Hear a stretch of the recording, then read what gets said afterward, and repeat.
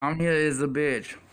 Um, I mean, I can deal with it. I can go 4 or 5 days sleeping maybe an hour a day, 2 hours a day, and it's fine with me. But it's not okay with anybody else because they have a problem because they've seen something or they went through something. But what's funny is like, I used to do it all day, every day growing up, but now that she lives with her parents and I'm forced to live with her because she made me incapable of anything of income on my own capability.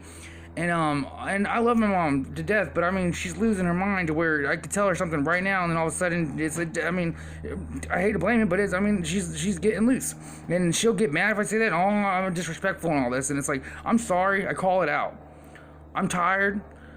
You don't think I want to go to sleep? But when I lay down, all I can think about is, God, in His Word, how great it is and how beautiful. I mean, it is so real, but it's not at the same time because people read it and think it happened and all this when it clearly says in the back of the page that it was a prophecy to come. I mean, how can Jesus have lived and died when it was a prophecy? And it's like, I'm sorry. If there was a Jesus, Susie, J or whatever, V, Victor, all that, and King James, and what's his name? O.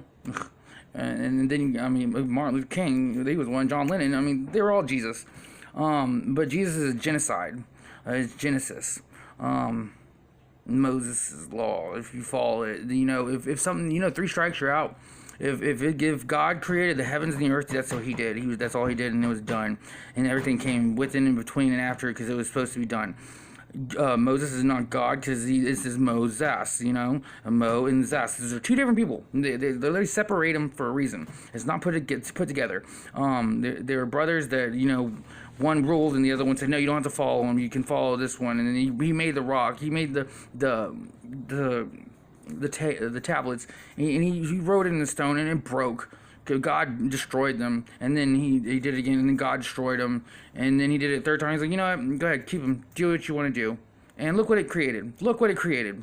I mean, nobody's slaves anymore like they are in the Bible, but we are. You're slaves to your device. You're slaves to yourself and your own happiness, and that's okay. I mean, if you want to be happy, thinking that stupidity is fun, well, I'll be stupid. I can be the stupidest one.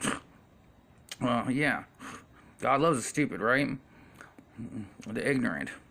Ignorant is different than stupid.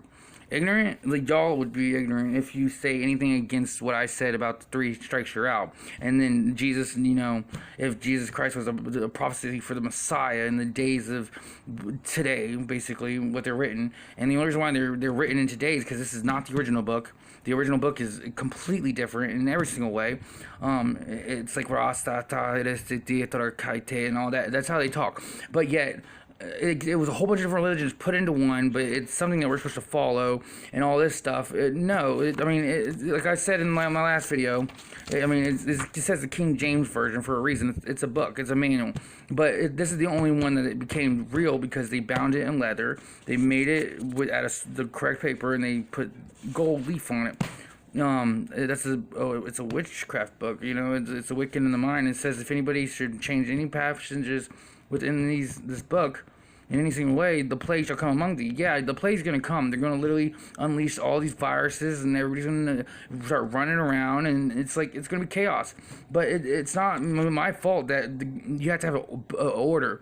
Everybody does this order. All these churches, they follow the King James Version, but they have a book of order, another book that has to be read in liking before the book. So if this is the book, the King James Version is, if the Holy Bible is what you're supposed to read, why is there another book that tells you what you have to read out of it? If it's supposed to be read from left to right, why do they skip around and go around just to hear what you want to hear? And they say it so much, and it becomes repetitive, where they become known as, words that that's all you know. Like 1% of, a millennium, and it's like, what? Come on.